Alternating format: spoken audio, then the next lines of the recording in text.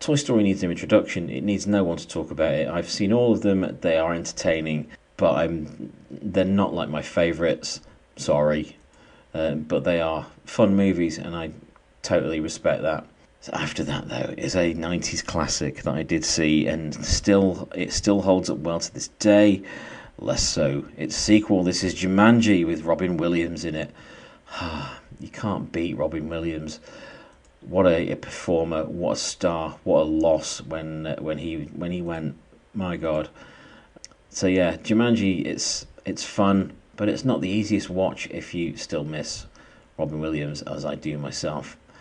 So after that, we've got some adverts on there. Okay, there's a Guild movie here. What's this Guild release we've got on here? See if there's anything I remember. Oh, the Coralco. Blimey, that's taking me back. Guild and Coralco. Oh, it's Gina Davis. It's Cutthroat Island. So this was a huge flop and caused Gina problems for years, this movie. And I don't get the hate for it. It was what it was. It was an adventure movie. It was a swashbuckling movie. It was the sort of thing that would have been a hit in the 40s and 50s. But in the 90s, it just wasn't what people wanted.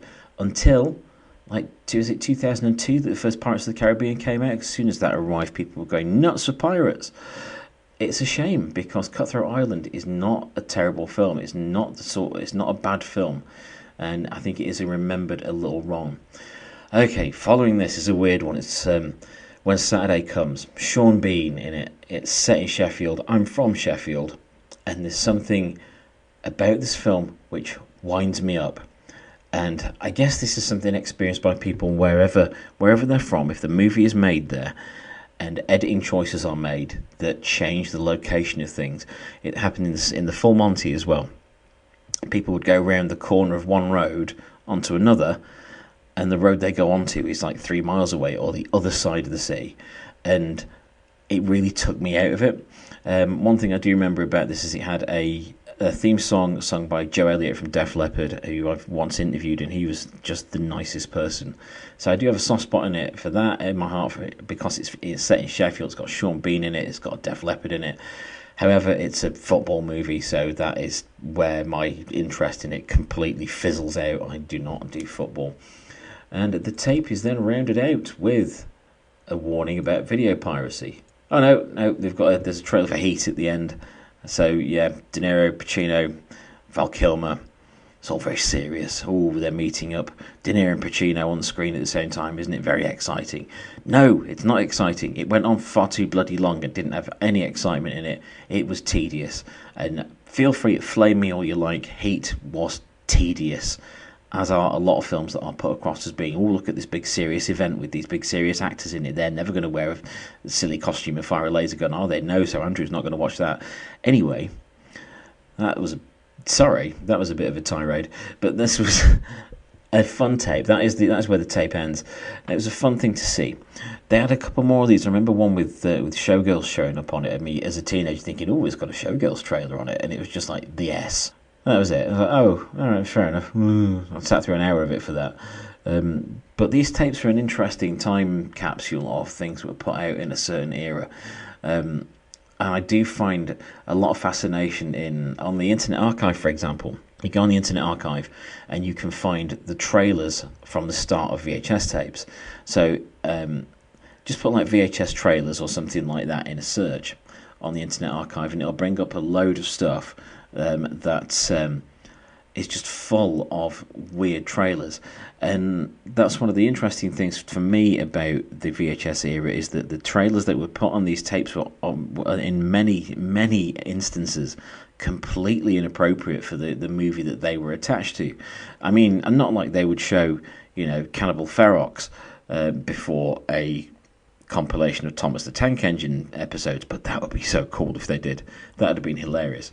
No, not so much that. It's more that there would be, say if you've got a horror movie or a sci-fi movie, there'd be something about some rural drama or a romance movie or a comedy. Sort of get it with a comedy that can fit with a lot of things that are kind of popcorny, but if you've got something that's, some outrageous gore fest, and you get an advert for, I don't know, beaches, it just kind of takes you out of it. Steel Magnolias, Kess. It just kind of takes you out of it, and I don't think that was very well thought out. But At the time, VHS tapes were just products, and they were being shoved out in their millions to homes around the world, and whatever money they could get from advertising, distributors could get from advertising other people's products, or their own products, of course, it all helped to bolster what they could do with their releases. So sometimes you got the weirdest, most random things possible, strange black and white films. I've got a bunch of stuff from the 90s where there was a trailer on for Buffalo 66. And it was like, why? It's just this is just taking me out of everything. It's such a downer. But that was it's an interesting experience to see what is out there. So I do recommend you go onto the Internet Archive and look up VHS trailers. There's a lot of compilations on there that have been specifically put together, like when I did the video Story Ate My Brain compilations, which I had screen on the big screen. There's a load of compilations of those. I would recommend looking at like the horror trailer compilations, the sci-fi trailer compilations, and definitely the anime ones. There's some compilations of ADV films with some classic anime ads on there. Really, really cool. Really good one to like project at a party or something like that. That would be a really good idea. Or as a backdrop to a stage show. That sounds really cool. So do check out what's available. There's a load of those trailer compilations on YouTube as well. But to get the real like specific ones or the real oddball ones that were only put together on VHS, do go over to the Internet Archive and look up a few. Find some classics. Find some stuff that you didn't remember. Refresh your memory over it, and discover some stuff that you've never heard of. That's always an entertaining part of it for me. So beyond checking out this tape, what I've been up to, I've been writing the next volume in the series of VHS Ate My Brain books. This is the spin-off, and it's due out this autumn. I have a tentative release date of September, late in September. So look out for that, and more news about that coming soon. There will also be another visual project connected to VHS Ate My Brain. Beyond that, do check out my YouTube channel over at Planet Hex. That would be awesome. And stay tuned here for the next episode very soon of VHS Ate My Brain. Thank you for hanging out with me and looking at old trailers. Even though you haven't looked at them, I've just talked about them and gone, who's that? I don't remember this. Where am I? Who dressed me? That sort of thing. Thank you for listening to VHS Ate My Brain.